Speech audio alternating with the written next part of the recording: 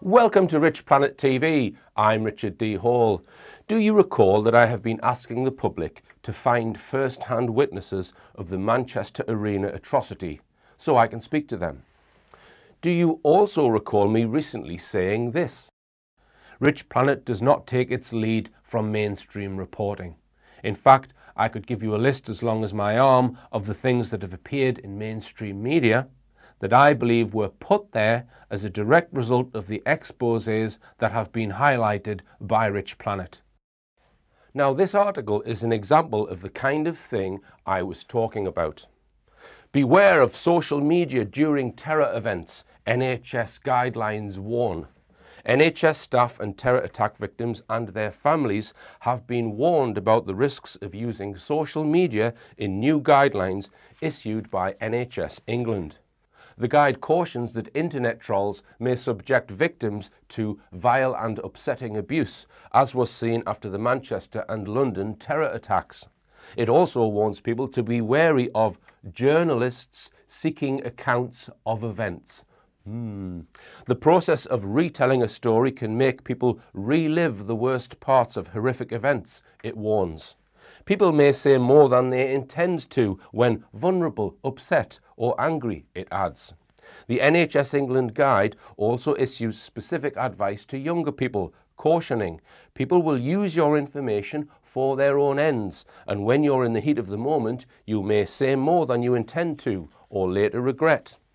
The guide warns NHS staff against accidentally revealing something about the incident which is not already in the public domain. It says, often in terror incidents, the receiving hospitals are not named in the media straight away, so don't post that you've had a busy shift dealing with victims, as this will confirm something which isn't already known. Dear oh dear, what are they really worried about? It seems to me they are worried about the truth. Do you think these measures are about being altruistic and protecting victims? Bullshit. They are worried about independent people investigating these events because the mainstream media, who are censored by the intelligence agencies, never report accurately what happened. Staying on the theme of terrorism, I recently covered the Westminster Bridge attack. And you may remember that somebody placed a piece of plywood against the railings in front of the perpetrator's car. Here is an image of the car immediately after the crash. We see no piece of plywood. And here, a little later, we see the plywood in place. So who put it there? Nick Colostrom suggested this might have been deliberately put there to hide something, perhaps an undamaged railing. Now, I was recently contacted by a Rich Planet viewer who sent me some camera phone video footage of the person with the plywood. Here it is. Did you catch that? Here it is again, zoomed in and slowed down. It appears that the person who put the plywood in front of the vehicle is wearing a mask. An anonymous mask or a Guy Fawkes mask. What the hell is that about? Now then, just put yourself in the shoes of someone on that bridge. You've just seen a car mow down a whole load of people and then crash into the railings. A terrorist gets out with knives and runs off down the street. There are bodies all over the place. Some of them are dead. So what are you going to do? Are you going to help some of the victims? Are you going to warn people walking past that there's been a terrorist attack? No, of course not. You're going to find a piece of plywood. That's what you're going to do. You're going to find a piece of plywood, right? And then what you're going to do, you're going to get your anonymous mask, right?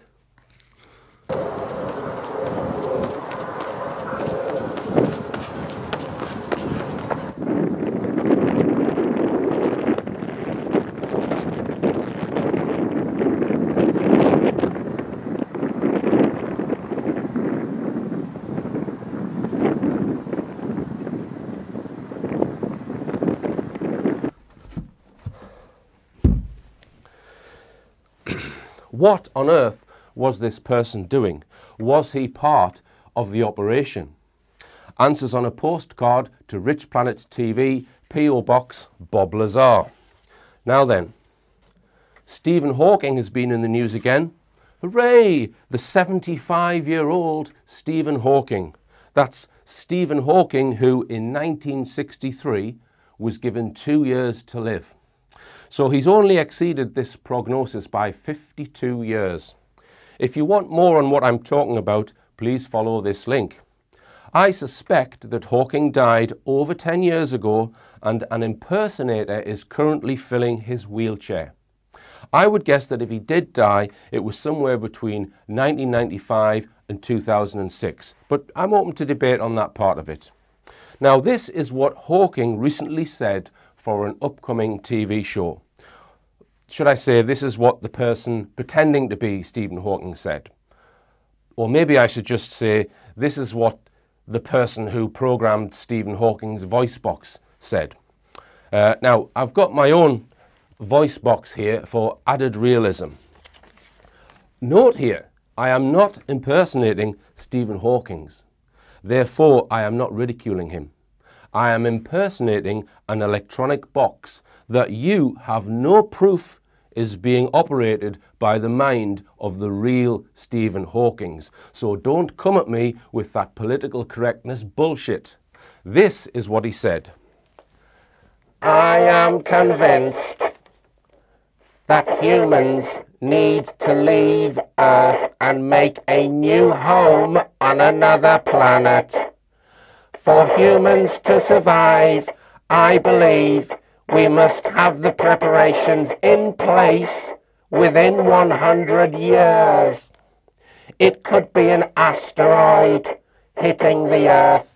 It could be a new virus, climate change, nuclear war, or artificial intelligence gone rogue. That's what he said. Now, these are not the words of a scientist. I think everyone can agree on that. These are the words of a fearmonger. A fearmonger who isn't presenting any evidence of his ridiculous claims. The sooner this charlatan, whoever it is universally exposed, the better. If we do move to another planet, please, can Stephen Hawking be put first in the queue? I'll be happy to ignite the rocket and eject him, or whoever is impersonating him, into orbit around the sun. On today's show, I speak with Neil Sanders about the concept of fake news, the underhand manipulation of the internet and social media, and some of the dark forces behind Donald Trump and Brexit. On this programme, you might say we are engaged in a war. Not a war of ballistics, but a war of linguistics, a war of information. Language is a key part of the information war, and using certain buzzwords to discredit the other side is a common weapon. The word conspiracy theorist is one such word, and a new word on the block is fake news. I've spoken about this concept in a previous show, and here to analyse it further and try and answer what is really going on with it is researcher Neil Sanders. Welcome back, Neil. Thank you very much for having me back. Okay, we've all heard this word, fake news, and we're going to start off. There are different types of fake news. Yeah, obviously. I mean, obviously the term fake news has become somewhat weaponised, which we'll come on to, but there are a number of things that could constitute fake news. You could have intentionally fake news, like either people putting out lies within the media to smear somebody, or propaganda, say from a political party or from a government, somebody trying to gain influence, influence, say, foreign policy or domestic policy or anything like that. And then you get this problem as well within modern journalism, which is basically to do with the fact that we have rolling news and we have social media, and basically we're in a sort of 24-hour cycle that you have to fill. You get two things. You get one which is called journalism and one which is called public relations. Now, people say, why are the Kardashians in every single paper? I don't want to see this. Why are they there? I'll tell you exactly why they're there. Because one of the main sources of mainstream news is not to send roving reporters out into the field, because frankly that's quite expensive. What they'll do is they'll go to PR companies, and PR companies will manufacture a story for them. Every time you see a celebrity doing a stretching exercise in a leotard in the park, it's a PR coup. It's selling a product. There's numerous times that you'll see advertisements for new wonder drug or something like that, and actually it's a sales pitch. The concept of journalism comes from the fact that basically, again, because of financial constraints, you won't have a lot of roving reporters out there. You'll have one reporter that's basically connected to a news wire like Reuters or AP or something like that. They'll be on the ground and they will decide what is happening in this story. They'll report it and they need to get it off as quickly as possible. They'll put this on the wire and then this will get sent around the world. So so the first category of fake news is intentionally fake news, propaganda, and you're including this journalism in that, which is just kind of titillating nonsense. Journalism is basically, they'll take one party line that's come from one person who's on the scene and then just repeat that. They won't check the facts, they won't check who it is that's actually come from it. They'll just say, look, this is an official news source on the ground and this is how lies can get repeated. So because if that particular reporter has made an error on the actual site, that gets repeated and it will be days and days and days and days before anybody points out, hang on, that's not what's actually happened. Whether, again, this is done on purpose sometimes or just by mistake is for debate.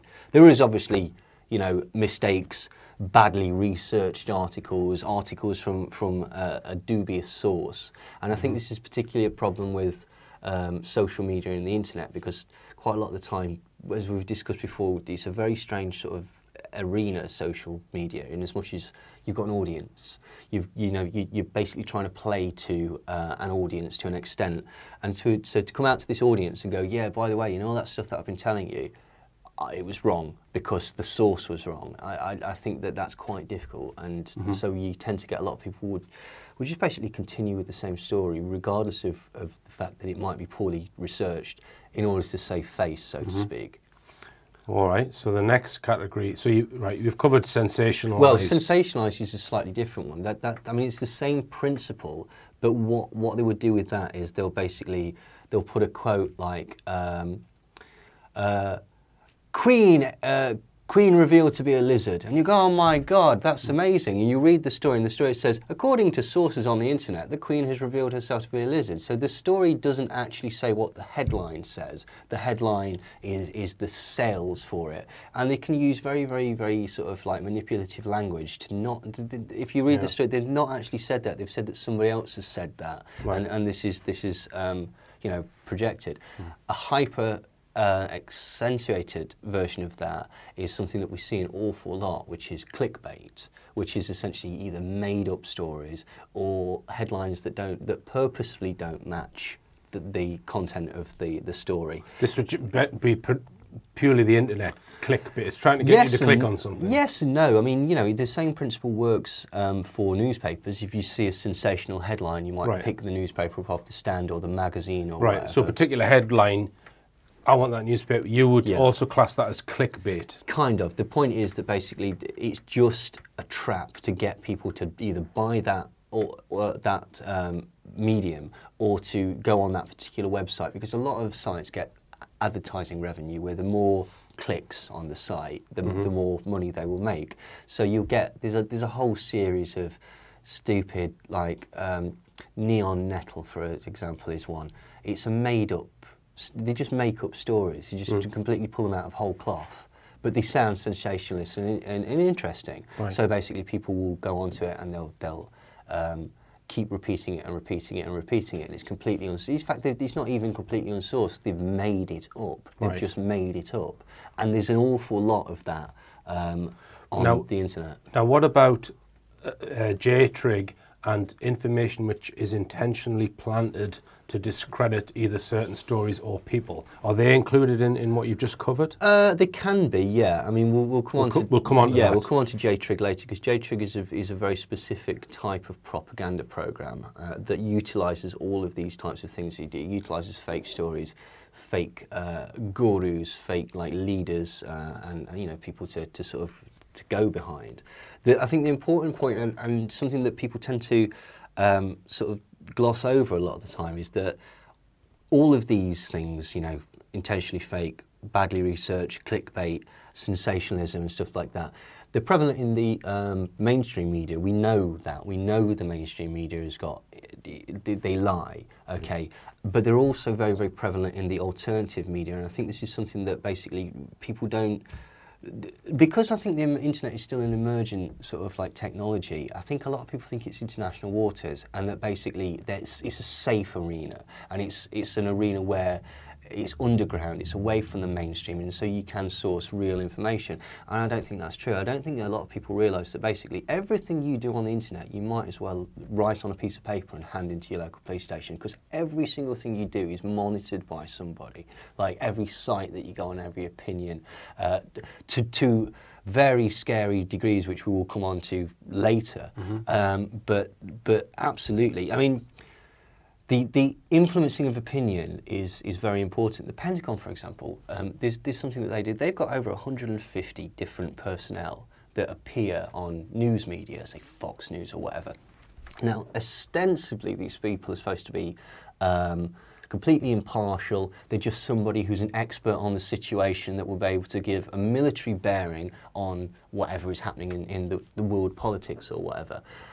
What you actually see is that basically this is a direct line from the Pentagon spinning propaganda. They're there as an agent of psychological operations in order to spin it favourably or to disguise information that they don't want to be released. I mean, the mainstream media, we know the mainstream media has got a lot of problems. We could list a dozen stories. Belgian babies being amputated during the First World War, Q80 incubators, 45 minutes, weapons of mass destruction, al-Zarqawi linked to al-Qaeda in Iraq. None of these are true. Bin Laden's underground cavern, all the stuff that came from Curveball. We know that the media is inclined to you know, spit out rubbish. And what's very strange is it's becoming quite a lot.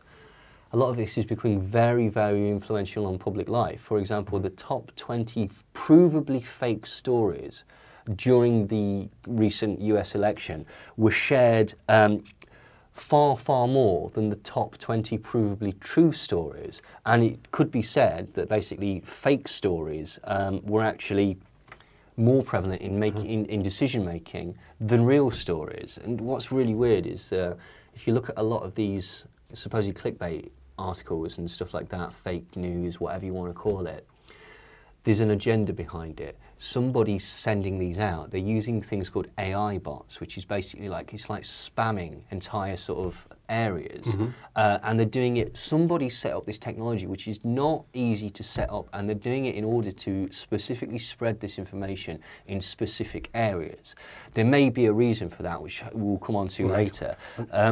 But, I mean, just an example of that, there's this town in Macedonia called Veles, right, okay, and it's known locally as Trump Vale, because during the election, basically, there was 7 businesses set up there, and all they were doing, they were hiring hundreds and hundreds of local people, particularly like students and such like that, and all that they were doing was getting them to write fake anti-Clinton, pro-Trump stuff. Right. Like all these stories, hundreds and hundreds and hundreds of fake stories about Clinton and fake stories about Trump, but being positively spun to Trump and then sent out via these AI bots all over the world. Now, what's really strange about this is that these companies, it's not entirely clear who's behind them, and they claim to have absolutely no political affiliation, which seems very, very, very strange. They definitely had business connections that showed that money from advertising revenue was making its way back to the US. That's not illegal. It's desperately underhanded and dishonest, but it's not actually illegal. And there was you know, again, there was a lot of fake anti-Trump stuff as well. It's just that basically we can actually prove that this one particular village was set up specifically for that. Just as a side comment, I mentioned Michael Desarian, a comment on how much effort has to be put in when you're watching television.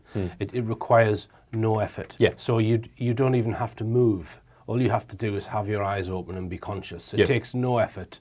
Maybe click the remote control. And the internet really is like that now, isn't it? Oh, it's more so. And the mouse has become what the remote control used to be. and it takes no effort to sit there browsing. It's just very similar to watching and there's TV. far more messages. You're multi-screening when you're on the internet. Yeah. Like, you know, just take a Facebook page. There's about 27 different pieces of information that are all going on. That's all being absorbed. You might not subconsciously take it in, but you see the same headline again and again and again and again. Repeat a lie often enough, it becomes the truth. You put people into a scenario whereby basically they don't know what is true and don't know what's not true and can't discern it, and people start to become more malleable and accepting of anything and going more towards, say, party lines or political bias or something like that, to give themselves more psychological comfort than to actually find the truth. Right. And this is really, really sort of dangerous. And like, regarding the concept of fake news, I personally think that Trump is a master of fake news, and that is not a compliment by any stretch of the imagination. If someone in the third world was using the tactics that Trump is using at press conferences, everyone would go, oh, well, he's a dictator. Okay, fair enough. He's using control of the media. Now, let me explain, because this is connected. This is going to be a running theme that's going through this thing. This is connected to two people, which is Steve Bannon and Robert Mercer, and also, to a lesser degree, the multimillionaire William Regnery II. They're going to be coming up quite a lot in this, basically. Mercer is the main financier of the Trump campaign. We'll come back to this in more detail. He's also the owner of Breitbart, which is the news outlet that Steve Bannon was the editor-in-chief, and he's now gone back to after resigning as aide to Trump. They also finance Nigel Farage. Nigel, £350 million a week for the NHS Farage. He's sponsored by Robert Mercer. So there's a whole sort of like a cavalcade of these quite right-wing people that are connected through organisations like Goldman Sachs, which Bannon used to work for. Nigel Farage is an ex-broker. He's not a man of the people by any stretch of the imagination. And basically, there's a whole sort of series of right-wing media nodes that are sponsored by Mercer and William Regnery through things like the MPI and various other things. And they basically spit out this particular line of propaganda, essentially. Now, just to give you an idea, right? This is a quote about Mercer, and then I'll explain the point. Some see Mercer as emblematic of a major shift in American politics has occurred since 2010, when the Supreme Court made a controversial ruling in Citizens versus Federal Election Commission. That ruling and several subsequent ones removed virtually all limits on how much money corporations and non-profit groups can spend on federal elections and how much individuals can give to the political action committees. Since then, power has tilted away from the two main political parties and towards a tiny group of mega-rich donors. Private money has long played a big role in American elections. When there were limits on how much a single donor could give, however, it was much harder for an individual to have a decisive impact. Now, a single billionaire can write an 8-figure check and not just put their thumb but their whole hand on the scale, and we often have no idea who they are. Suddenly a random billionaire can change politics and public policy and sweep everything else off the table, even if they don't speak publicly and there's no public awareness of their views. Just to give you an idea of the sort of person that Robert Mercer is. So when did the rules change? 2010. Right. Okay, just to give you the sort of person that Robert Mercer is. Robert Mercer has argued that the Civil Rights Act in 1964 was a mistake. Okay, he wants to deport all black people, and he feels that basically they were better off when they were slaves. Now, obviously, you know, most historians will tell you that this is true. He also is of the opinion that there's no white racism. There's no racism from white people to black people in America, and bizarrely, he includes white supremacists, the KKK, and racist organisations. So the guy's obviously a bit of a lunatic. The point of the fake news and how Trump used it very much like a dictator. During the election, those fake news stories that we're talking about, Hillary Clinton's got the cannibal disease, Hillary Clinton's got a brain tumour, Hillary Clinton's dying of X, Y, and Z, she's got Parkinson's disease, all of those. Where did they come from? They came from all the right-wing outlets that Mercer sponsors, Breitbart, Drudge Report, InfoWars, all of these that he's basically inputted money into and influence over the past few years.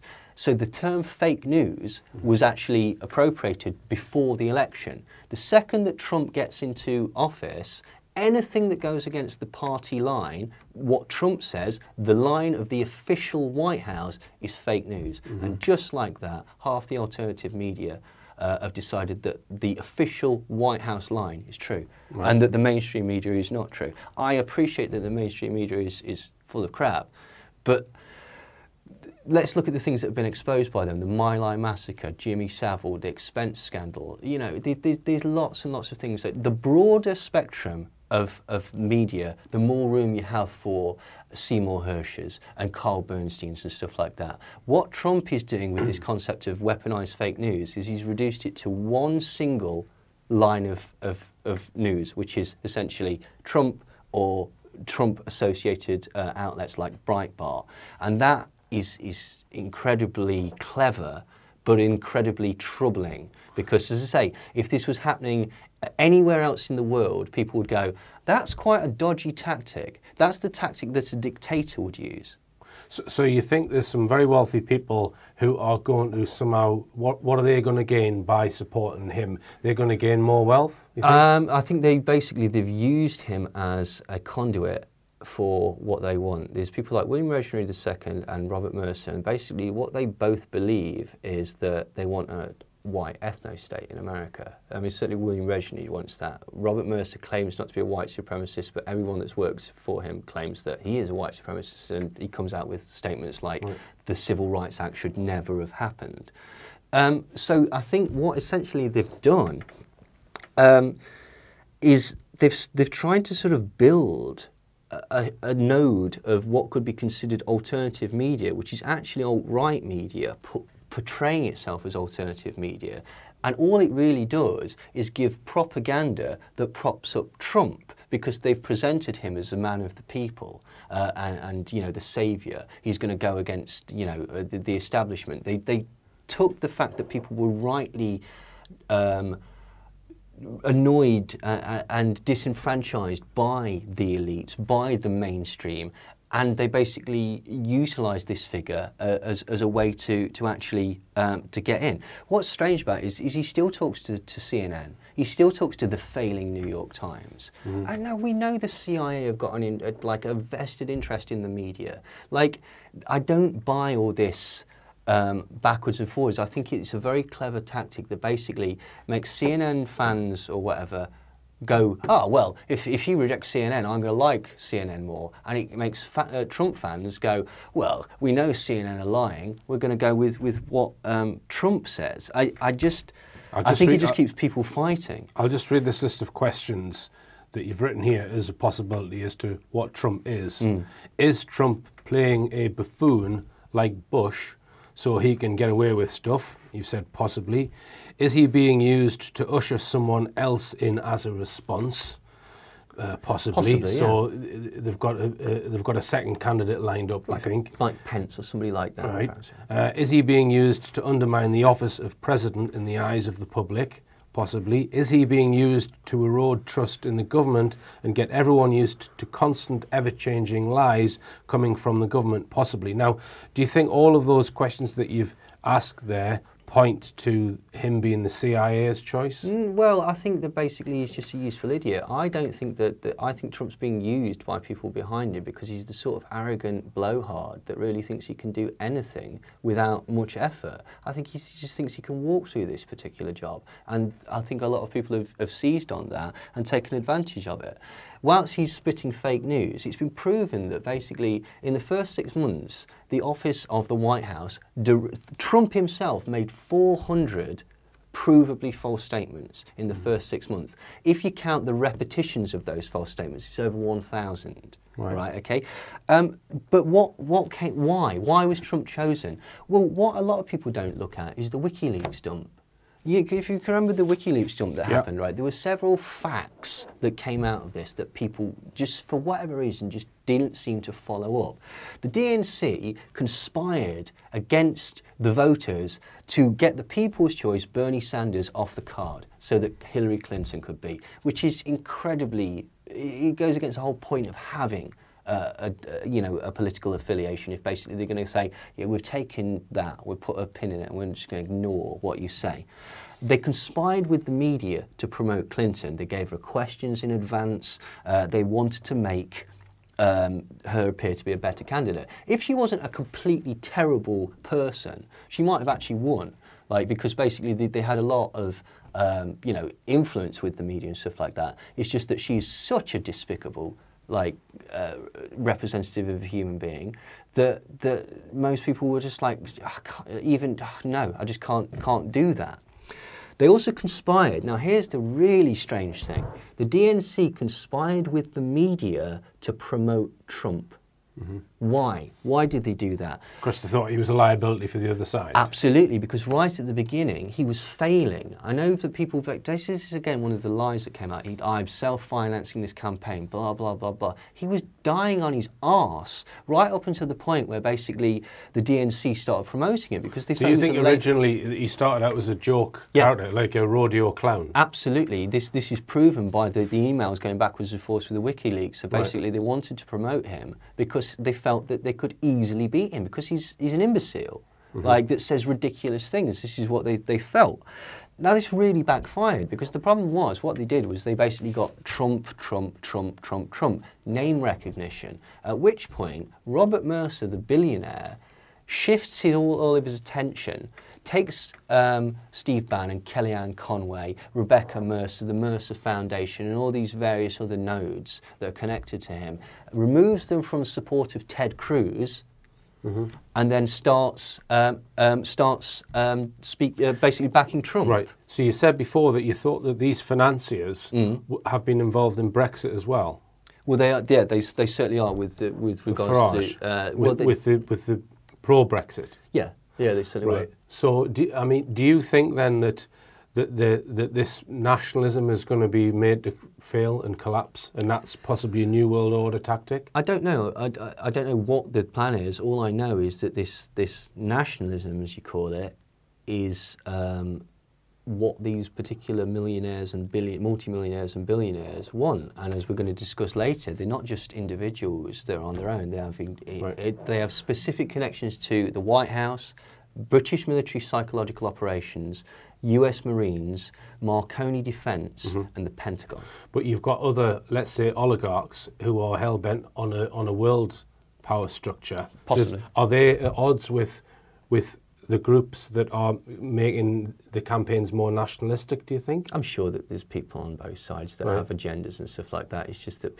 some are better at spinning these things than others. I mean, and one of the things, it's interesting that you're saying about this nationalism, because one of the things that certainly seems to be coming out of this is a push towards extremes of either the left or the right. You're getting, say, the rise of things like the alt-right, or you're getting the rise of social justice warriors on the other side. Well, we've had the incident last week with the car at the rally, and that's just stoking the whole far right argument, isn't it? Well, yeah. I mean, it's like there's a lot of that, but if you look at like who's pumping millions into promoting the far right, like provably, admittedly, Robert Mercer, Steve Bannon, William Reggie. Is that because they genuinely believe in those principles? William Reggie wants a white ethno-state. He doesn't want black people in America.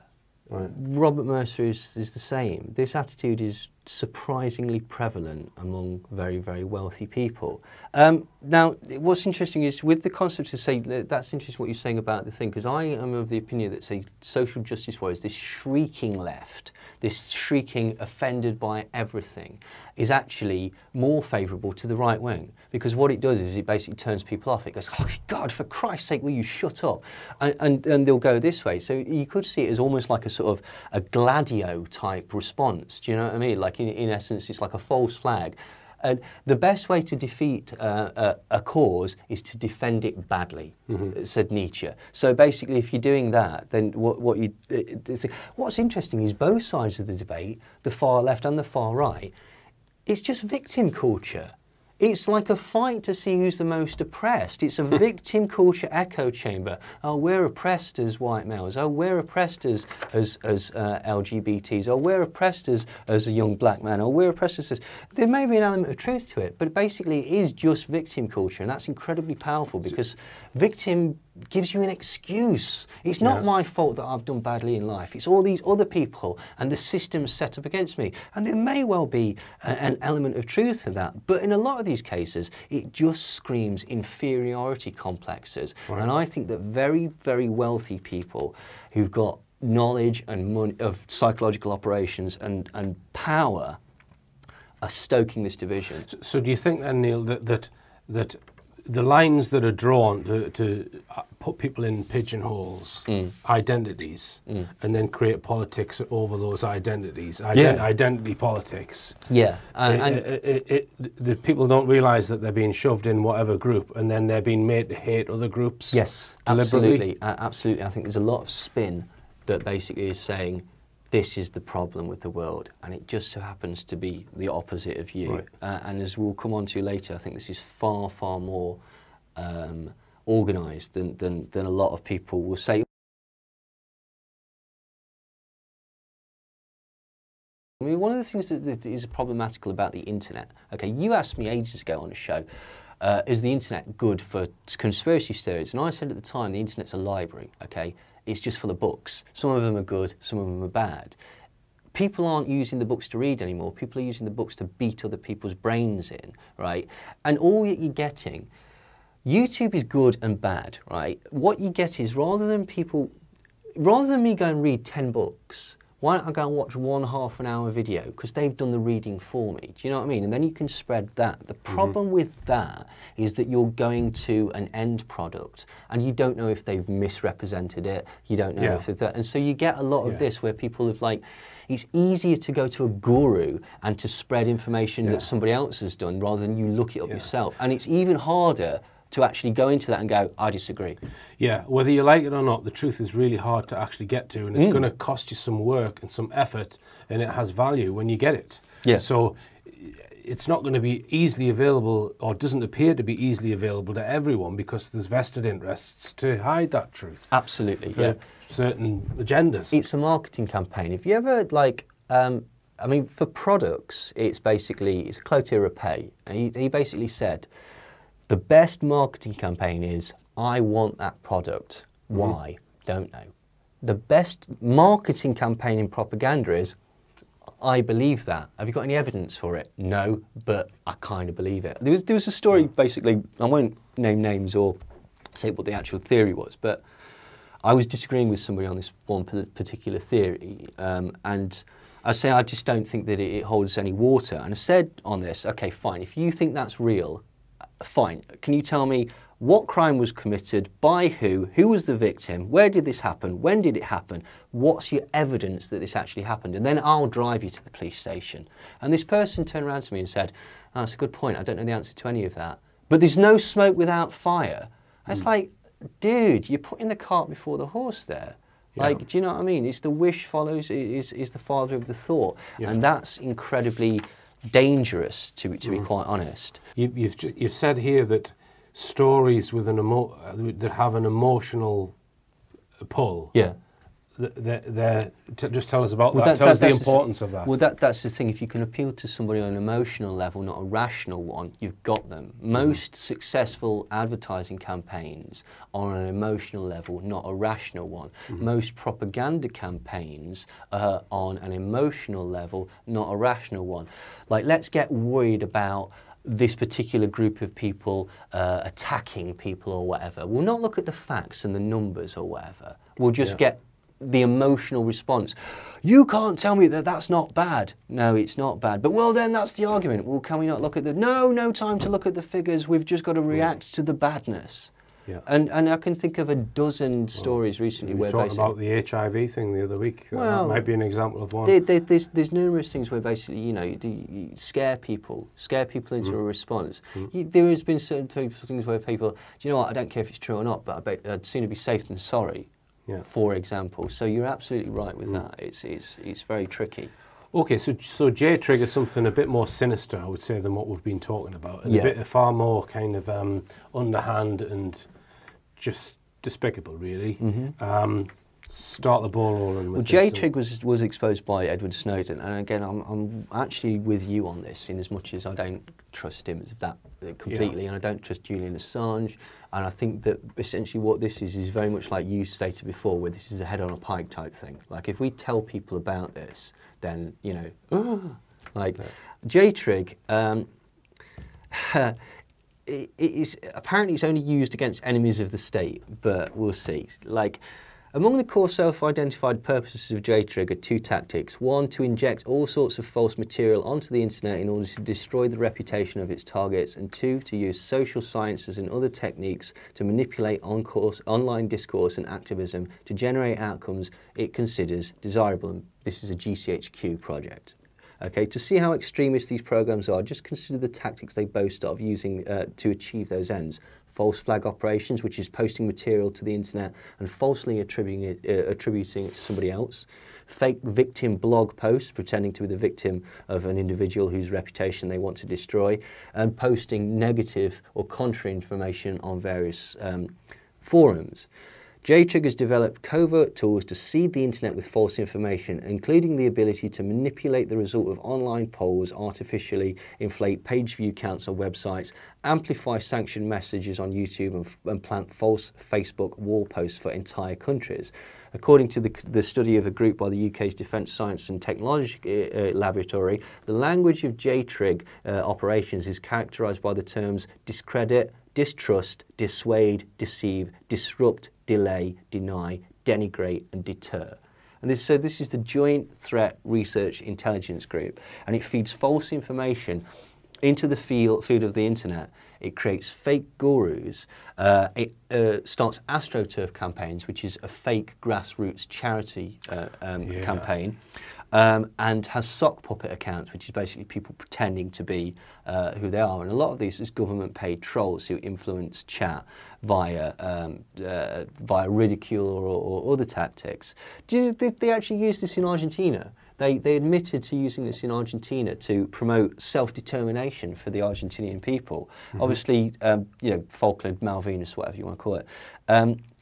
They promoted pro-British sentiment via propaganda campaigns hidden through social media to reduce the sentiment that the Falklands should go back to Argentina. When was this then, Neil? Well, this was very, very recently. Oh, right, I see. Right, this is like in the past few years, they actually did that. Yeah. And what's really strange is that basically we've got these types of programs, and all of a sudden, quite a lot of people have sort of forgotten 9/11, have forgotten 7/7, forgotten Al-Qaeda, forgotten the creation of these groups. And all of a sudden, a lot of people are genuinely concerned that ISIS is a real...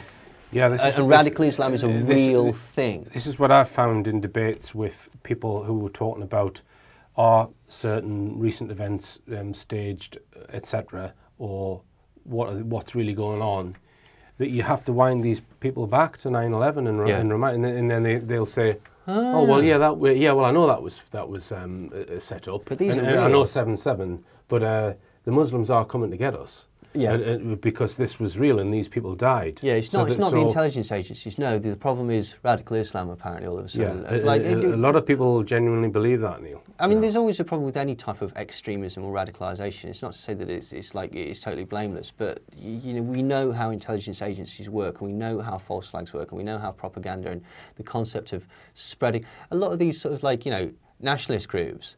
Bizarrely, the rhetoric that they spit out about Islam just so happens to fall directly in line with British and American foreign policy. Bizarre, isn't it? It's almost as if it was set up to promote that. I mean, let's just have a look at some of these other J-Trig programs. So J-Trig, it's been split down into all of these sub-projects, and they're all working in slightly different ways. Yep. Just manipulating the internet, essentially, with some very crafty techniques. It's terrifying if you think about it, really. I mean, Underpass is a J-Trig program that changes the outcome of online polls. And we've discussed before how polls can they can intimate rather than report. Do you know what I mean? If they can influence your opinion if you see a poll. Yeah, if it's 100% of people think this, then you're less likely to go, well, actually, I'm going to go out in the street and be the one person that says no. It's normative conformance, I think you call it. Absolutely, yeah. Badger, which is a mass, it's a mass email swamping. So it's DDoSing basically, where you just you destroy a server by hitting them with hundreds and hundreds of thousands of documents. Right. There's Warpath, which is exactly the same thing, only with SMS, like text messages. It'll mass delivery a text to jam up a device, or alternatively, they can mass send out text or emails that promote a certain story or whatever. Silverlord disrupts videos on Vimeo, YouTube, Skype, anything like that. Miniature Hero disrupts Skype as a whole. So basically, if your Skype call's going down, it could be bad connection, it could be JTrig. Yeah, just want to interject on that one. Miniature Hero, it's called, disrupts Skype calls. So someone can externally eavesdrop on Skype, and if they want to kind of make it look like the line's gone. Or it's, now, I've noticed this on Radio 4, right? It's maybe something slightly different, where they're interviewing someone who is putting the opposing view, and is doing really well, and suddenly it starts to go, and then they'll say, "Oh, sorry about that, Mr.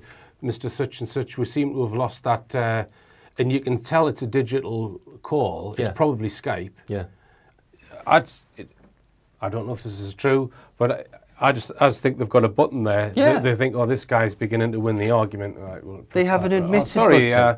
They have an admitted button. It's called Miniature Hero. Spring Bishop finds private photographs on social media, presumably for blackmail purposes. Yeah. Angry Pirate can disable an online social media account or an email account, make it completely inoperable. Right. Gateway, that increases traffic to a specific website. Gestator... Right, just to interject again, Neil, and now that could cause a problem. Like, I put a document on my website that was larger than I'd intended to, and encouraged people to download it. Zumph, my website went because I went straight over the bandwidth. So that internet service providers or hosting companies will take your website down if you go over a bandwidth. So falsely increasing the traffic is a way of getting rid of a... Well, it can work in either way. It can direct people towards it because that's a favourable site, or it can, as you say, destroy the site by basically overloading it and making it fall out of its parameters. Gestator is a program that promotes a certain message or trope or story or theory. That's the one where basically they'll push false stories through the internet. Changeling, now this is a really scary one. Changeling sends emails from your account that are indeterminable. So if they wanted to discredit you, they could basically plant child porn on your computer remotely, send that via an email, and you're all of a sudden on the sex offenders register. Right. Like, and that's absolutely 100% admitted. And the JTrig is one program. JTrig, now all of those are part of JTrig, which is a GCHQ type operation. It was a GCHQ operation. There are lots of similar programs that exist via US intelligence. Just to go back, Gestator promotes a certain message, trope, story, theory. Yeah. Flat Earth? Could be. Could be. Okay. And there's a few. I mean, you know. Not going to go into that. No, let's not. Let's not open that can of worms. But like, there's a few theories, tropes, whatever, that are becoming very popular. And I'm certainly of the opinion of like, I'll put it this way, okay? Any theory where you know what's happened before you've looked at the evidence is crap. Like, and I think there's a lot of promotion of that. This is this. Prove it. Not let's find out what happened. Saying that this is what happened, okay, and then just looking for evidence to support your case. And I think a lot of that comes off the back of manipulation via this type of program. So there's other programs other than JTrig, just... Yeah, absolutely. Yeah. Well, I mean, in 2008, the Pentagon ran a project called Sentient World Simulation, and the point of this was to see how groups of people would react to propaganda fed to them via the medium of social media. Studies in 2011 found numerous examples across social media where sock puppet accounts and were promoting pro-US propaganda. Now, former director of the CIA, David Petraeus, admitted to this and also admitted that there was a thing called Operation Earnest Voice, which created fake grassroots groups in order to astroturf the internet with pro-US interest groups. Yeah, just one point about how social media as opposed to a flat internet, which is just people looking at websites. The great thing about social media that allows them to do is if they put a program out, any one of these programs, people are immediately given their responses to that information, which they can then hone and develop their techniques because they know how effective they are. Because people, it's a two-way. It's not just someone looking at a website. All those opinions are being fed back. It's worse than that, Richard. Right. We will get onto it. Okay. It's far, far worse than that. So, you know, stick with it. Yeah. 2012, the Department of Homeland Security paid the defence contractor General Dynamics to monitor anti-government sentiment on the internet. In 2014, studies by data analysis groups showed that the most common posters on Reddit, the forum, just so happened to originate from one place, Eglin Air Force Base in America. Eglin is a major hub for Pentagon domestic manipulation programs, and they funded a series of research papers examining how to establish majority views on social media platforms and how to manipulate and influence conversation and opinion and how to manipulate information. Right. And this just so happens to be one of the main sources of posts on Reddit. So that's saying how to establish a majority views.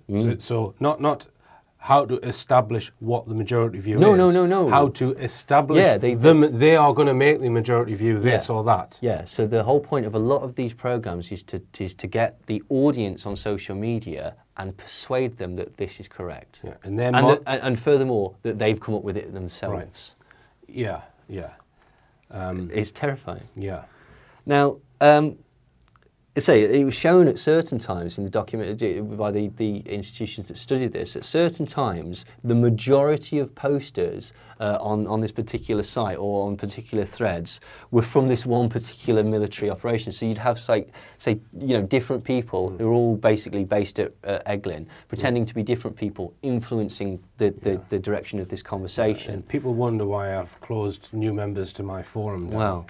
In 2014, it was shown that Twitter feeds and social media posts were analysed as part of a Department of Defence funded project designed to manipulate the emotions of social media users. Okay, there's a project called SMISC, Social Media and Strategic Communications, and this specifically looks how to influence and change behaviour in social media users. And this is called stochastic terrorism, right? Okay, what you're doing is essentially you're influencing. It's like a hate preacher or an imam or someone like that. You're not committing a crime. You're injecting this information into the sphere that might influence somebody to act on that, and that's called stochastic terrorism. Right. And this is, again, it's a very, very powerful. You could create essentially tail-chasing stories that go nowhere to distract people from real stories. Very much like in the Manson case, but now we've got it in the space age, so to speak. In 2014, it was shown that the Pentagon has a counter reset button that can kill any viral story dead. You can just right. So memory hold this stuff. might be a story that's true and it's damaging to a government, let's say, right? And so they can slow down or halt that. You see, this is why I keep an email database for people who watch this program. I encourage people to give me their email address. Yeah. And I have software which sends out to every person. Yeah. And really, unless you've got some real direct measure, you can't really get in the way of that. You can't stop those people getting those emails, right? That's why I don't use social media to promote, for example, Twitter or Facebook. Well, I mean, Project Minaret. Project Minaret's an NSA program to intercept and alter emails and texts. Yeah, okay, but you would know that had been done. No, you wouldn't, because they don't know. You could have half a dozen emails on your email list. Yeah. That person reports back to you on. Oh, so, right. Well, if you're expecting a response, but there's nothing to say that they can't create that response themselves. Yeah, but I would say it's certainly less fallible just using clunky old email, sending it out to so many thousand people, than putting it on Facebook and expecting everyone to see it. Yeah, okay, yeah. Because they can just make sure less people see it than your Oh, 5,000 followers or whatever. Yes, that's certainly a tactic that they could use, yeah. So, and I think that Facebook, YouTube, etc., are a bit like cattle pens, and they've herded people in there that can be far better controlled and monitored and manipulated within those websites than within alternative websites. Stimulus response thing, okay, if you know that basically like your opinion is X, Y, and Z, then you know that basically your response to a certain social situation is going, you're an avowed racist, right? Okay, you're not going to like it if your boss is black. Or something, that's really glib and silly, but the point is that basically if you understand how people think about things, you can understand how people would react to things. And people are far, far easier to control if they're in a nice little penned off ideological area where we know you believe this, we know you believe this, and we know you believe this. And when people start to conform to groups, they tend to believe this and this and this, because if you don't believe that, you get kicked out of the group. Do you know what I mean? You don't want to be the one nail that stands out because they catch the hammer. Yeah. Right? And as I said earlier, this is basically, people are becoming incredibly reactionary on the internet, very extreme in their views, no grey areas, sort of, you know, and setting people up against one another. Could that be internet propaganda? Could that be, you know, Psy-Ops that are directing people's opinions and changing behaviour? And I think it absolutely is. Right, right. I've disabled my YouTube comments. That's because I use YouTube as a video host. That's what YouTube is being used. I used to use a different video host, but they went out of business. So I was forced to use YouTube, right? But I'm using YouTube as a video host. I'm not using it for a discussion. No, because people can go and discuss that on the thousands of other websites on the internet if they want to discuss my material, right? If you don't have someone who can police a forum, because that's what it becomes a forum, you get half a dozen people who are there purely to disrupt. The comments then discredit the video unfairly if you haven't got time to actually manage it. That's why the comments are disabled. No other reason. YouTube is being used as a video host. I'm not stopping discussion for anyone who wants to discuss wherever they want to, but don't write graffiti on my garden wall. That's oh yeah, absolutely. I get that, because, like, you know, it's a position that I'm sure you don't want to be in, but your hand has been forced, because essentially all you're going to get is trolling. Or government trolling. Or sycophancy. And frankly, neither of them are really very helpful, are they?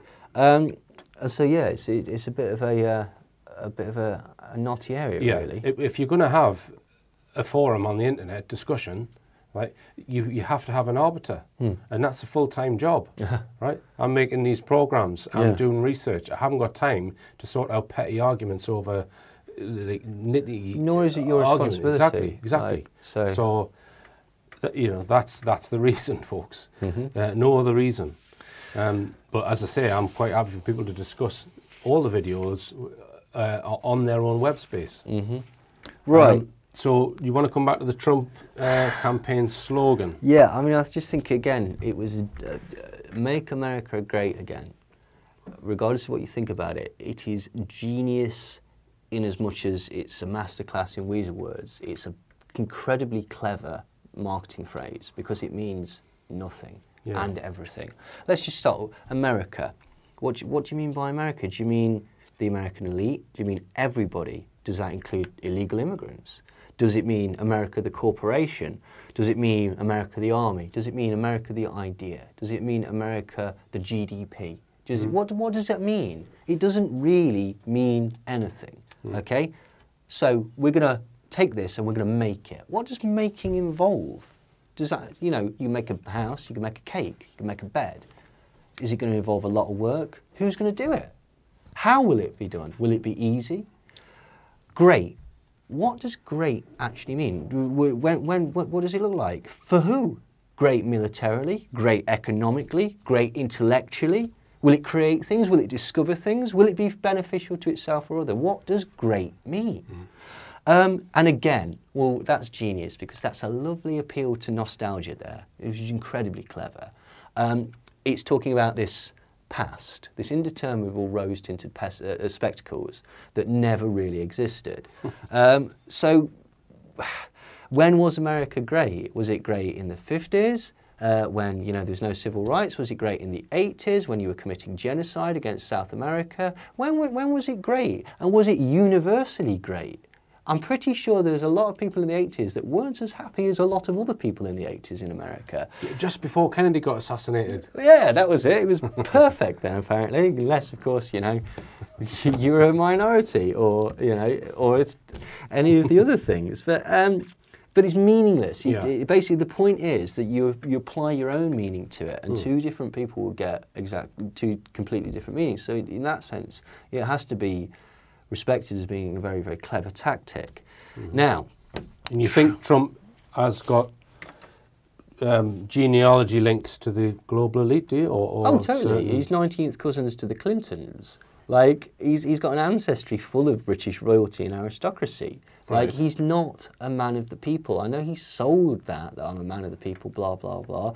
He's connected to the mafia via his business dealings. He's got an incredibly dodgy tax reputation. He's got an incredibly dodgy record on not paying working people, small contractors, and basically saying, sue me. Oh, can't afford to sue me? Well, tough, you don't get paid. Yeah, that's the Duncan Bannatyne business model, apparently. Yeah, absolutely. Yeah. Well, you don't get to be that wealthy by being nice, do you? Like, he's got an incredibly dodgy record on suing people who says things he doesn't like. He's a bad businessman, right? Okay, that's just a fact. He continuously lost money for investors. He was bailed out of bankruptcy by a Saudi prince, which completely goes against his rhetoric. He's pro-big oil. He's advocated censorship of the media. He's advocated censorship of the internet. His foundation has continuously been accused of corruption, theft, money laundering. He's pro-civilian death in conflict. He's pro-military. He's pro-torture. He borrowed $160 million from George Soros, right, okay? That name is usually enough for people who are on that particular affiliation to go, ah, George Soros. They were co-defendants on the same lawsuit, him and they're friends. They certainly were business partners. Like, he's got an ally in Rupert Murdoch. Rupert Murdoch was sticking up for Trump recently. If alarm bells aren't going off, then for Christ's sake, like, he made overtures to 9/11 Truth, basically, because he was courting that InfoWars crowd and stuff like that. And then basically makes kissy faces at Rudy Giuliani and decides that we're going to send 20,000 troops into Afghanistan because that's the cause of 9/11. Well, he's either lying or he was lying before. So, you just don't trust him. I received emails, I'm not sure if it was just before or just after Trump was elected, essentially begging me to support Trump because he was wanting to investigate 9/11. Could that be because Robert Mercer set up an entire node of alternative media telling you that that was the case? Yeah. I'm pretty sure it was. Also, he's got incredibly close links to Jeffrey Epstein. Yeah. Like, Virginia Roberts, the 15-year-old masseuse that was hired by Jeffrey Epstein, he used as a prostitute for his friends and was photographed with Prince Andrew, after being courted by Ghislaine Maxwell. Which I believe we talked about before. They met at Trump's Mar-a-Lago golf course where she was working as a coat attendant.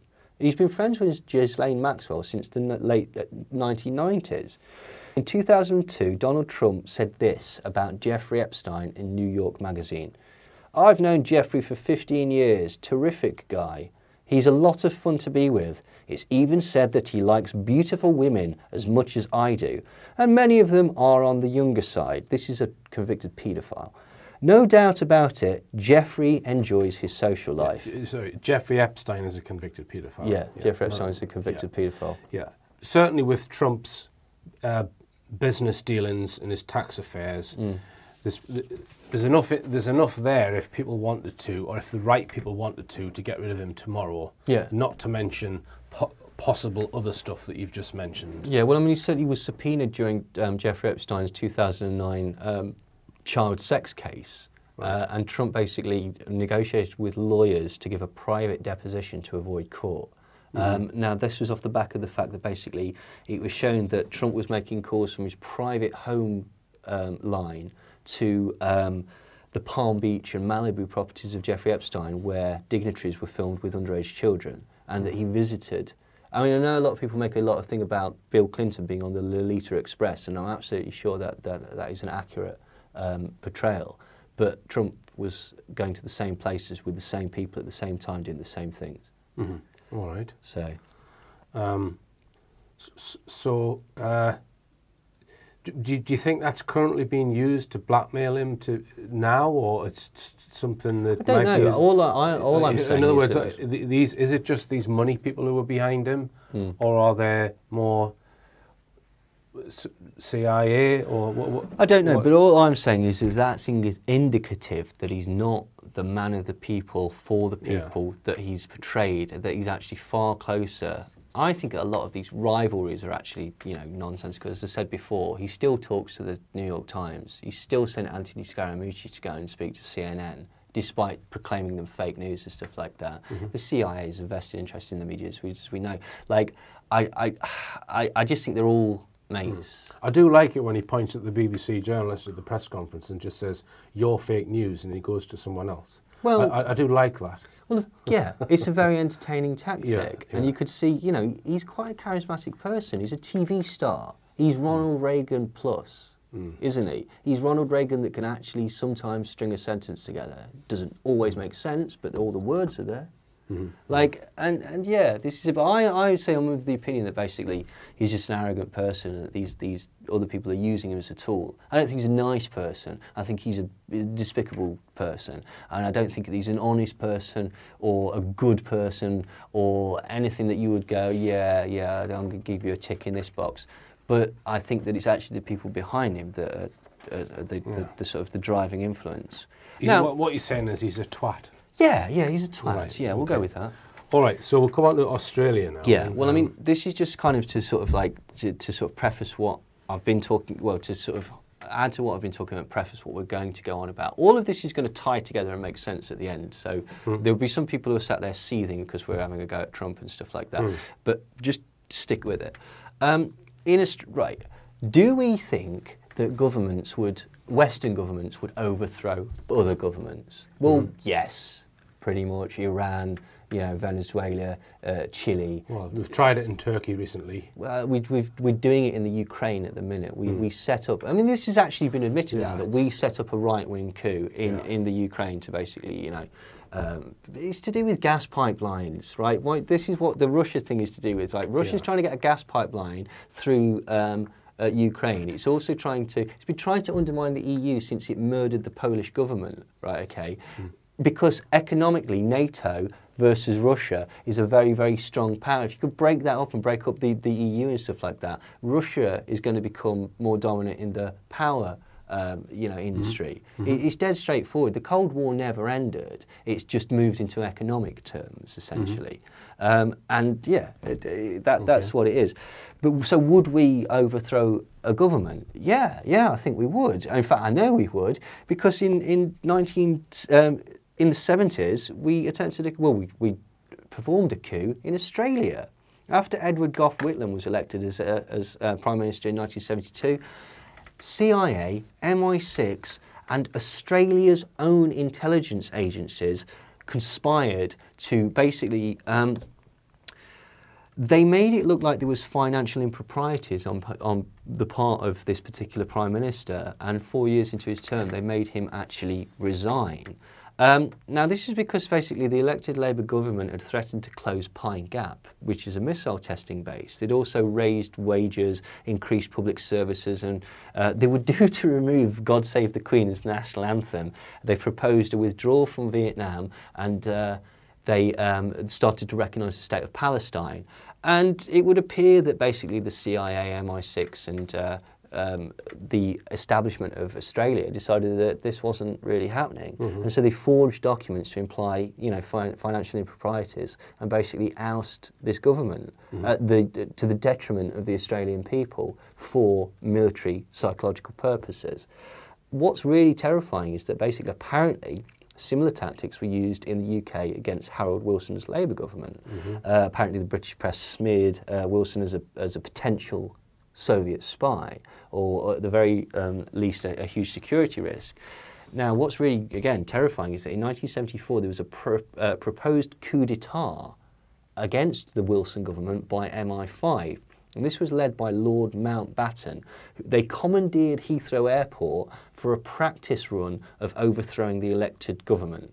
And I'll just point out, this is probably a coincidence, but just after Wilson was ousted and Pine Gap was continued, then we got Thatcher and Reagan, who you know, also, brought about this free trade association, you know, this sort of special relationship, and then, you know, we've got all sorts of delightful things like Iran-Contra, the crack epidemic, AIDS, etc., etc., etc., that just happen to serve this particular ideology. Right. Now, is this sort of thing going off in America? Is this what's gone off with, say, the Trump campaign? Are these wealthy right-wing people trying to influence the type of coup by creating an alternative media and then trying to influence it? I think it's incredibly possible. I mean, let's just look at Steve Bannon, who's just basically resigned as the aide to the president. Essentially, he's not going to be. I thought that was a quite clever PR tactic, really, because essentially. So the reason why you're drawing this parallel, Neil, is because you're saying that Trump getting into power was almost like a coup. Is that what you're saying? Yeah, and I will expand on this like later, All but right. like Yeah. to. Okay. It's to do with a firm called Cambridge Analytica, and we will come on to that shortly. Right.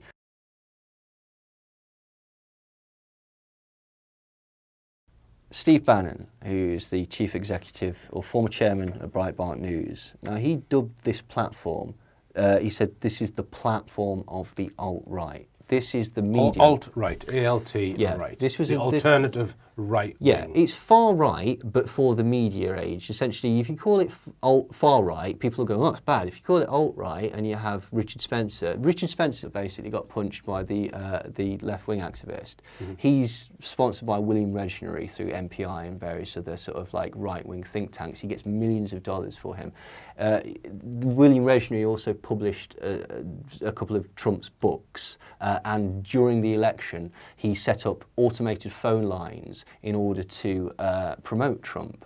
Richard Spencer is the person that coined the phrase alt-right. He said, we are alt-right. And it's essentially a media term that basically softens the concept to make it more palatable. But Steve Bannon basically said that Breitbart News, which is the functionary that put out all these fake stories beforehand, he's an ex-US Navy officer. He's described by others as a militarist in love with war. This is not a happy fellow, basically. Right. After the military, he went to work on Wall Street for Goldman Sachs because his friend's father was a senior banker there. And later, being sponsored by Robert Mercer, he made a series of apocalyptic right-wing documentaries praising people like Sarah Palin and Ronald Reagan. Ronald Reagan's domestic policy was racist, his economic policy was a failure, his foreign policy amounted to genocide and drug importation, and he committed high treason. So anybody that thinks that Ronald Reagan was a sterling example of an American president needs to go and open a book and read about the guy, because everything that they say that he did well, he didn't. Okay. Bannon invested $60 million of Goldman Sachs money into IGE. IGE is a computer games company that would basically, if you know, in games like World of Warcraft, you need to like get gold and stuff like that. But in order to do that, you need to do mundane tasks, which is boring. What they would do is they'd hire gamers to do these mundane tasks and then sell this gold to people for real money. Okay. So basically, they're making profit out of nothing. Right. It's incredibly clever. The only problem with that is that basically at the time, IGE, the time that Goldman Sachs via Steve Bannon was investing in IGE, it was run by the wanted paedophile Mark Collins Rector and the known paedophile Brock Pierce. If you've seen or you're aware of that documentary, An Open Secret, Brock Pierce and Mark Collins Rector are the two paedophiles that were allegedly connected to Bryan Singer that were involved in that story. And so these are you know, these are friends of Bannon. Milo Yiannopoulos, by the way, who's also connected to Breitbart, was at still not named those paedophiles he saw raping young twinks at Hollywood parties, which is surprisingly similar to the Bryan Singer, Mark Collins Rector, Brock Pierce allegations. yeah, this is very. The third CEO of IGE was also arrested and charged with child sex trafficking, and these are the people that Bannon sort of associates himself with. He's got a history of domestic abuse and refusing to pay child support despite his vast wealth. He was influential in sort of changing the direction of the Tea Party to being more sort of like overtly far right, and was known as the Leni Riefenstahl of the Tea Party. I mean, the whole point of Breitbart, which is basically his Mercer-sponsored Trump promoting media outlet, is to foster an hysterical fear of anything that's not conservative. Like, so Breitbart. Yeah. So is this knowingly connected to Trump, Breitbart? Well, it's owned by Robert Mercer, and Robert Mercer was the main financier of the Trump campaign. But does Trump talk about Breitbart? Yeah, and InfoWars. Right. Okay. They basically have become this whole sort of circular thing where InfoWars will share Breitbart stories, Breitbart will share InfoWars stories, and then Trump will tweet about them. Right. And they're incredibly pro-Trump. And pro-Richard Spencer, and pro-white supremacy. So before the election then, you think that whoever's backing Trump was trying to mop up the alternative community media,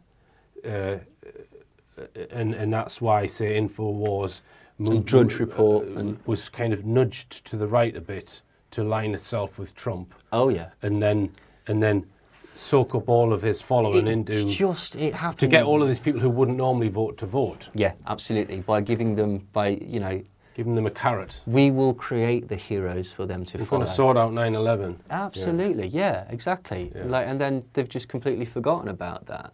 And so anything progressive, anything foreign, anything that conforms to a religion other than Christianity, anyone that's not white and fairly well-to-do is categorised as a threat to the very fabric of Western civilization by Breitbart. It's a nationalist paper, and it tends to err towards white folk. The Charles Martel Society, okay, it's a far-right ideology think tank and charitable organisation that gives money to various right-wing organisations. The National Policy Institute, these are basically, again, promoters of far-right ideology. This is where Richard Spencer came from. Richard Spencer is the person that spawned the phrase alt-right. He believes in a completely white ethno-state. Okay, he wants to deport everybody who's not white, as does William Regenery II. He's an admitted white supremacist who wants all non-whites deported from America. He published Trump's book, and during the election he set up automated phone lines. But they're never going to bring about a government that's going to do all that, are they? Do all what? Well, that's going to make America a purely white state, this white country. Maybe not, but this is what these very wealthy people yearn for as an ideal. All right. Bannon then basically set up the right-wing think tank GIA. This was financed by Robert Mercer and the Koch brothers, okay, who are, again, usually you mention those people and it's a oh my God, like it's one of those things, and people seem to just sort of like let that slide with this particular administration, as if that's not incredibly suspicious. What the GIA allowed investors, it gives tax-deductible donations, and these were basically used to finance Breitbart. This is technically money laundering, and it's completely illegal, and it's basically to hide the fact that these alternative nodes are actually financed by the financial elite.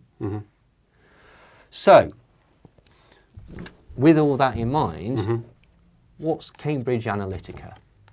Okay. You tell me. Right. Well, Cambridge Analytica started as a company called SCL. SCL is a British-based military Psy-Ops organisation. It's connected to the British military and the British military intelligence. It's very cagey about what it does, but it does admit that it's a psychological operations house. Robert Mercer bought into SCL. He basically put a huge amount of money into this military psychological operations company, and they created this firm called Cambridge Analytica, and it's a firm that specialises in data mining and targeting campaign material or propaganda at specific audiences in a manner specifically catered towards the most impact for that specific target group. And basically they hooked up with Aggregate IQ. Aggregate IQ is a data mining company based in Canada. during the run-up to Brexit, Vote Leave, Leave.eu, the DUP and various other people gave huge amounts of money to Aggregate IQ. The reason that's perfectly okay is because Aggregate IQ is Canadian, so it doesn't fall under the purview of the British or European election cycle. You're not allowed to look at their campaign material, the propaganda, the stuff that they've actually been doing. That's perfectly legal. It's a loophole that allows them to do stuff outside of the UK. Robert Mercer just so happens to own the IP address of Aggregate IQ, so it is a definite node of Cambridge Analytica. But as I say, because they're foreign, it can't really be investigated. Now, SCL used to advertise Aggregate IQ as their Canadian branch, but this was basically removed later, although if you phone their Canadian branch number, you still get through to Aggregate IQ. During the run-up to Brexit, Aggregate IQ was paid to micro-target potential voters via propaganda campaigns via Facebook and social media. What's micro-targeting? Micro-targeting is individualised political messages delivered in the most effective manner to cause the most extreme response. Basically, Aggregate IQ built all the software for Cambridge Analytica. SCL, which is the precursor to Cambridge Analytica, has board members from Marconi Defence Systems, British Military Psychological Operations, the US Marines, and it uses military Psy-Ops tactics on domestic populations. It's technically a private domestic company, but it's got all these links to elite weapons manufacturers, psychological operations, the Pentagon, and British military. So essentially what Cambridge Analytica and SCL did is they used psyop tactics on the public in order to influence their political belief and drive their voting tactics. Right, let me just interrupt you there, Neil. So would this be via Facebook?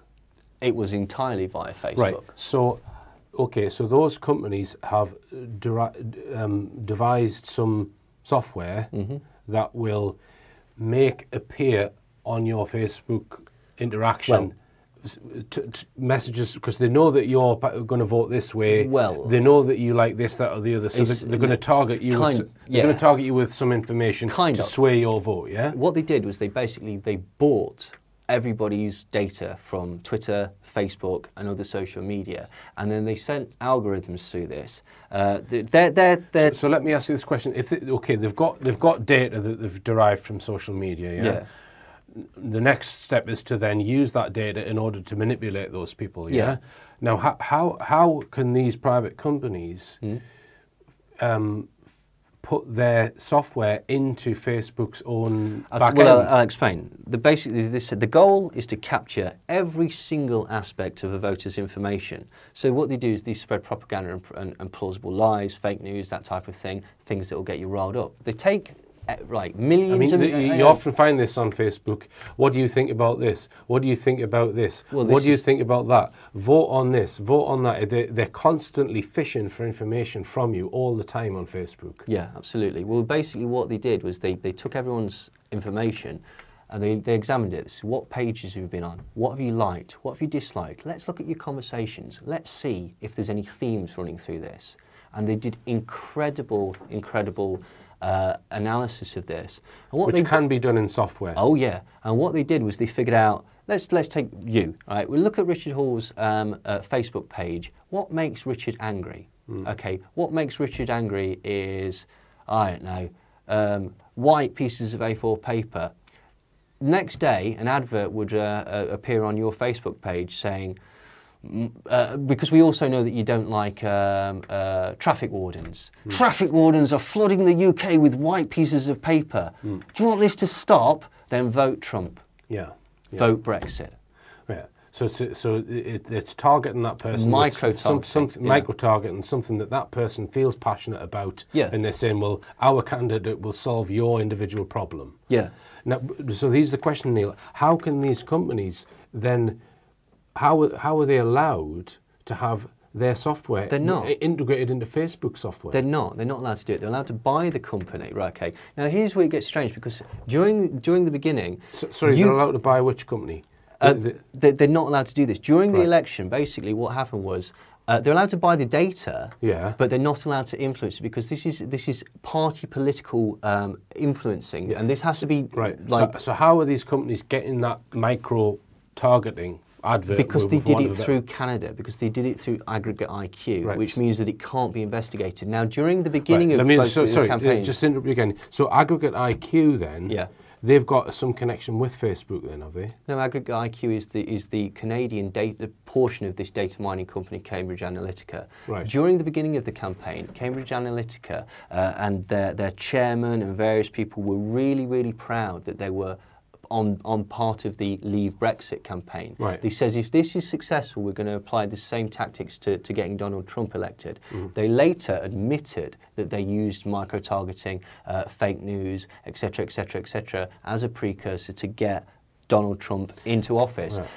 Now, it came out during the campaign that this is illegal because if you're paying this company, you have to declare it, and there's only so much money you're allowed to put into political campaigns, and it's totally illegal. So all of a sudden, Cambridge Analytica turned around and says, oh yeah, no, we did it all for free. In fact, we didn't do anything. In fact, actually, the only reason we did it is because basically Nigel Farage is keen on Brexit, and Robert Mercer's his friend. There's a current, basically, this was exposed in The Observer, and Cambridge Analytica says, well, no, that's completely not true, and we're going to sue you. And The Observer turned around and says, fine, we've got all the quotes. You admitted that you were involved. You can't sue us now. For some reason, nobody's looked into this highly illegal manipulation. So is there an interface then between Facebook and aggregate IQ? No, they just bought all your data. Yeah, okay, so they've got all the, so Facebook give them a load of data, which enables them to figure out how everyone ticks who's on Facebook. They know what they know what message that person would love to see in order to influence their vote. Yeah. How does that company then get Facebook to put that message on that individual person's? You just set up a SOC account and just send them a message. All right. Yeah. So they set up. So it involves setting up a whole load of fake Facebook accounts. Yeah. Or just as we were talking about earlier, you put that information out, and somebody spreads it, and somebody spreads it, and somebody spreads it. If you're friends with somebody on Facebook, the likelihood is there's 2 or 3 people at least on there that have very similar ideas. So that's a block campaign. You've answered the question there. They have a whole load of SOC accounts. That they own. Yeah, absolutely. And there could be thousands of accounts. It's connected to also to Palantir, which is Peter Thiel's data mining corporation. That's incredibly is part of this sort of increasing panopticon of like total non-privacy. All your information is utilised and is used against you. And as I say, Cambridge Analytica now works directly with the Pentagon. Do you think that data would include the private messages? Yeah, absolutely. Really? Yeah. Everything. There is no privacy on the internet. So a Canadian company bought from Facebook a whole load of data that are being mined from Facebook, and it includes a private messages, say, between me and you or anyone, really? Yeah. They bought this data and they specifically analysed it to see what makes you angry, and then they found out what makes you angry, and they utilised that to manipulate you into voting a particular way. Nigel Farage, Robert Mercer, Steve Bannon have been friends and colleagues since 2002. Breitbart set up its office in the UK to promote and support UKIP, which is Nigel Farage's thing. Again, it doesn't necessarily mean that basically you voted in the wrong way. It just means, or that you didn't have a good reason for it. It just means that if you voted for Trump or for Brexit, that these millionaires and billionaires that have connections to military or psychological operations, the Pentagon, the White House, US military and British military just so happen to want you to vote that way. Just to interject again, Neil, I have been sent a book by a chap who was at one of my lectures. He's written a book, I forget the name of it, I can put it on the screen, but the central theme in there is that Brexit was engineered in order for some very large business interests to make a whole load of money. Yep, probably. I said this before, again, like I have no strong opinion on whether it's good or bad. Voting in Brexit was like being a child and choosing a boarding school. Doesn't matter where you go, it doesn't matter what you decide, you're going to get screwed by an older, richer person. So that's what it is.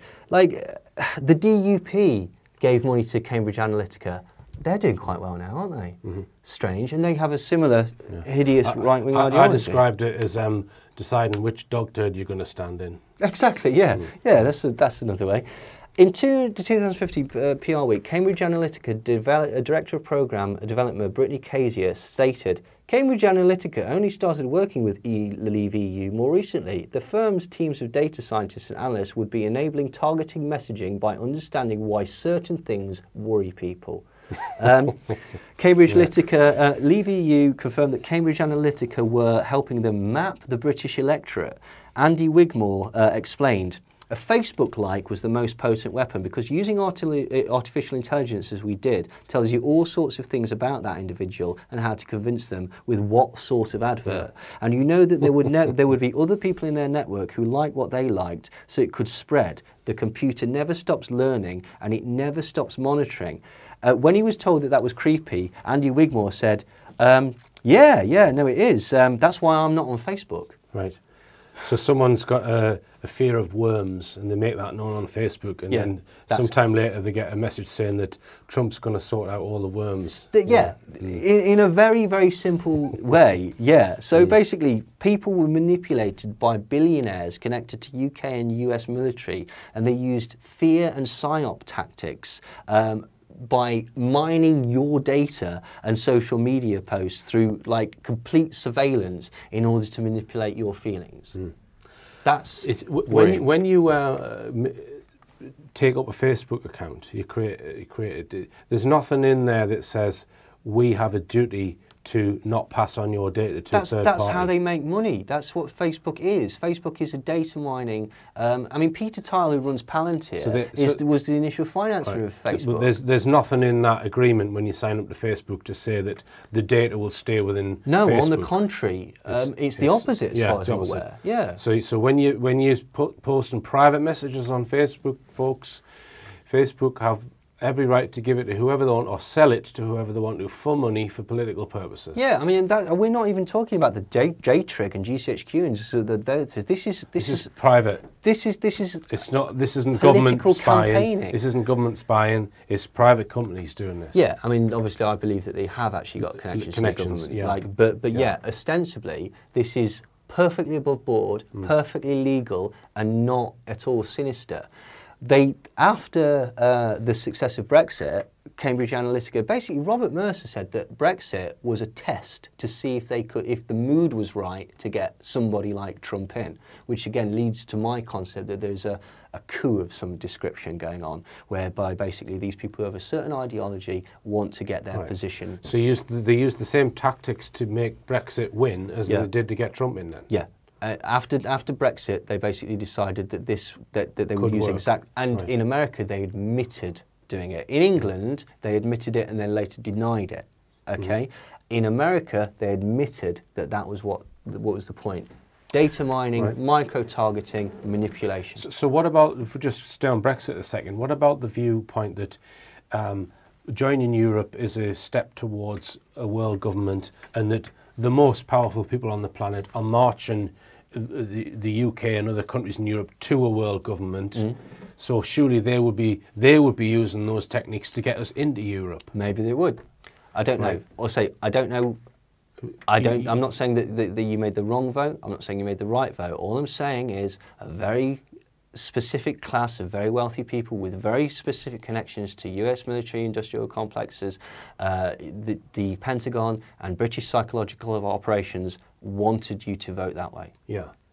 I mean, this is just a level of sophistication so much higher than the guy in the street who used to stop you and say, "Will you be voting Conservative, sir? What is the issue that upsets you the most? Do you want this? That's how they used to do it, isn't it? And it's hidden, it's underhanded. That's the frightening part. And it could potentially have information that you would never dream of even sharing to anyone, isn't it? Totally, so, absolutely, totally. I mean, this is totally the problem with it.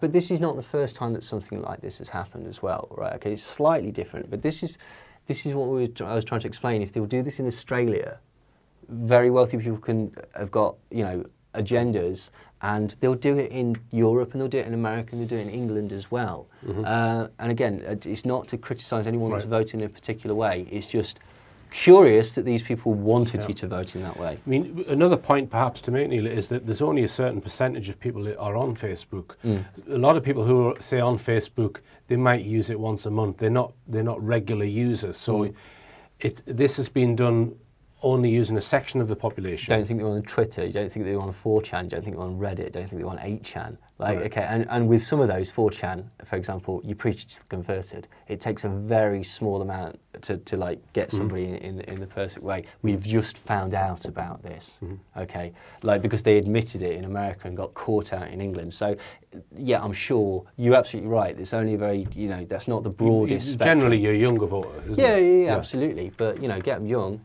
Yeah. Indoctrinate them, and it's very difficult to change their views. But as I say, this isn't the first time that underhanded tactics. This is very slightly different.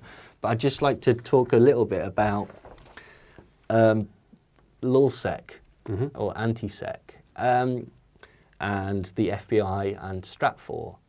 Stratfor is, again, it's a private sort of like it's like a sort of private CIA almost. It's a defence contractor that is technically a private company, but it has interactions with American government. Probably full of geeks.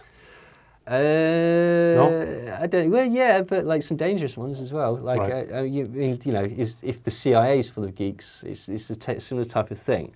Now, basically, there was this hacker collective that was an offshoot of Anonymous. Obviously, we know Anonymous, and this was called LulzSec. Lulz as in laugh out louds.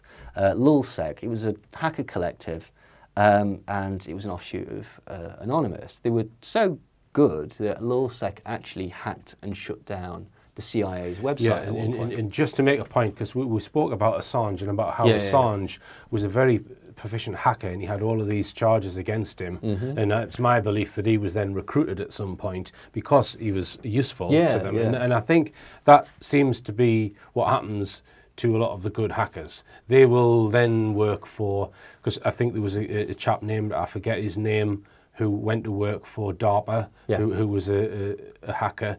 So anyone who's going to be a danger to whatever, a hacker, they're going to get recruited. They are going to get recruited and offered that to work for. It's certainly one way. I mean, there's obviously been instances where hackers used to do that. They used to basically find back doors and then tell the company who found this back door, pay me and I'll, you know, show you how to close it up or whatever.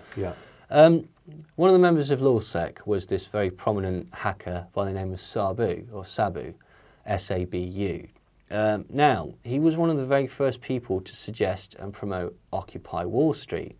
He was also involved alongside a very famous hacker called Jeremy Hammond in the hacking of Stratfor. Now, Stratfor, as I said, is a private intelligence contractor with shady links to the US government. Bizarrely, the editor-in-chief at InfoWars was an intern at Stratfor for a year and a half. And InfoWars started in exactly the same town as Stratfor at exactly the same time. And Alex Jones has been accused, I don't know if that's true, but Alex Jones has been accused of being connected to Stratfor.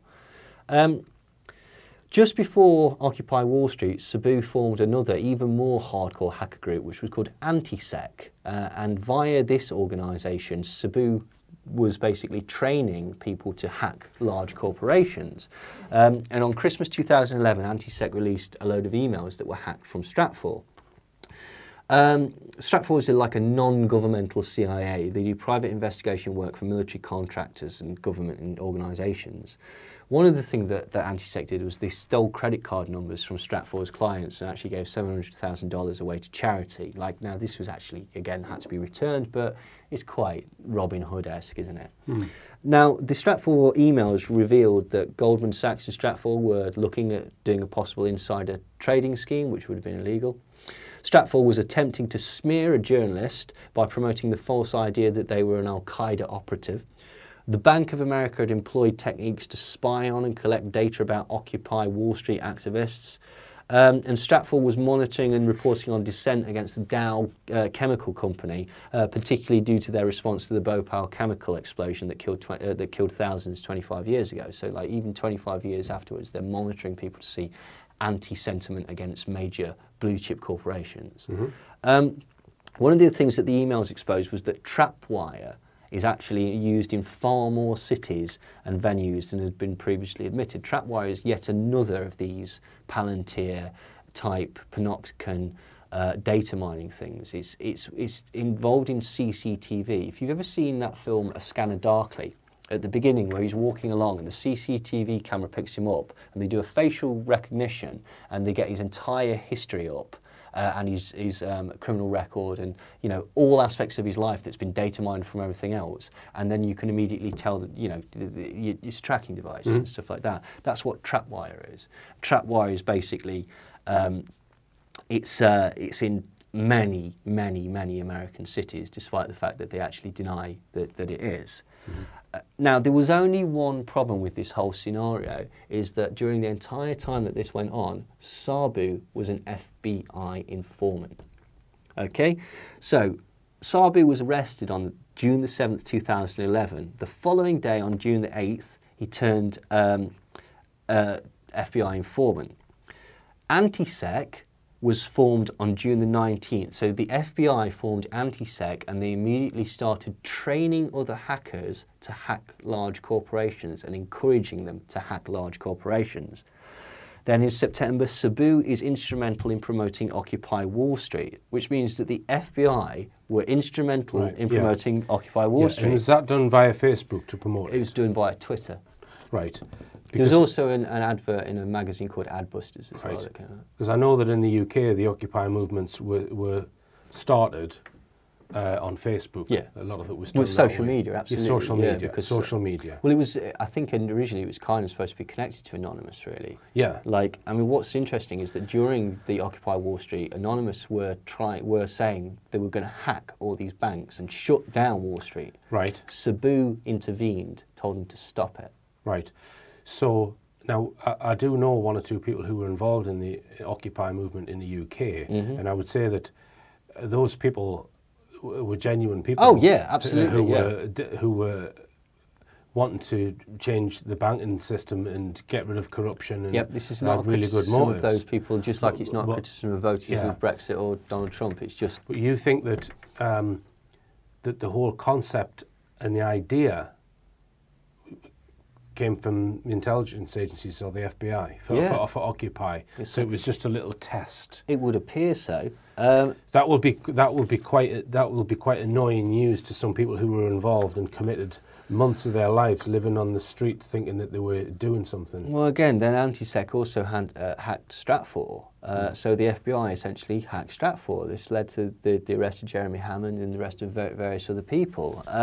So let's just look at the bigger picture then. Why would American intelligence and possibly British intelligence kind of set up these protest movements? See who's going to go for it. See who's going to go along with it. It's another data mining program. Right. Like, and you think that they're maybe practicing their responses, maybe how to respond to entirely possible. Like, I'll guarantee that basically every single person that was at Occupy, at any of the occupiers, you've been photographed and your details are on the line or on a file somewhere. Like, you know, it could be just as simple and straightforward as in the event of a popular uprising, whose door do we need to kick in first? Or something like that. You just don't know. Again, I'm not sure of the motivation specifically. I don't know how Mercer and Farage and people like that are going to make money from Brexit. I mean, they're hedge fund managers, so, you know, they make money from chaos. I don't understand why William Regenery exactly wants a white ethno-state in America, but they do, and they're desperately trying to sort of promote this.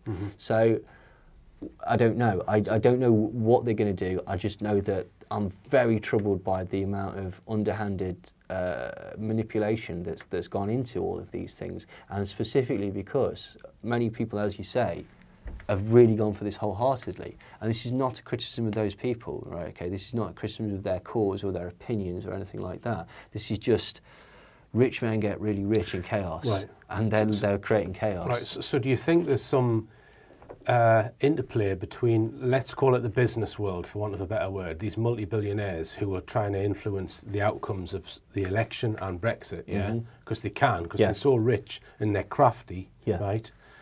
Do you think there's a link between them and the security services? Probably, Are they doing each other favours? I would imagine so, because as I say, the security services might suggest this to one of these oligarchs.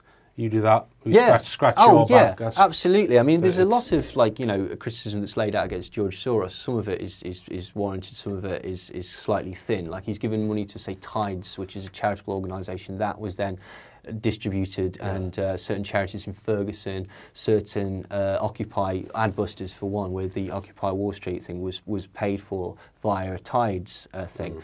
It's not a direct line in the same way that Mercer is, but what is true is that George Soros, for example, is connected to the Carlyle Group, and he was instrumental in promoting the similar types of things during the intervention into the former Yugoslavia. Like, he was spreading sort of like pro-US or anti-whatever sentiment via his sort of civic causes and stuff like that. But these are the players who are really manipulating the outcomes of things like this. Absolutely. And we're led to believe it's Boris Johnson leading the campaign for this or that, or whoever. They're just minions and pawns, aren't they? Absolutely. They're people that have positioned themselves to make a lot of money, basically. You know, perhaps they believe in that actual cause. Okay, I don't actually think they do. I think it's a you know, sales pitch. But yeah, that's certainly the case. There's very, very wealthy people connected to these institutions, and they, for whatever reason, are manipulating people to act and react in a particular way. That is ultimately going to be beneficial to them, because otherwise they wouldn't be doing it. Right.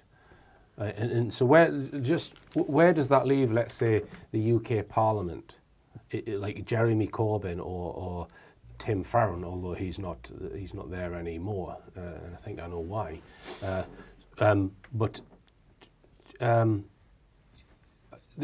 Let's say Jeremy Corbyn got elected. Yeah. Right.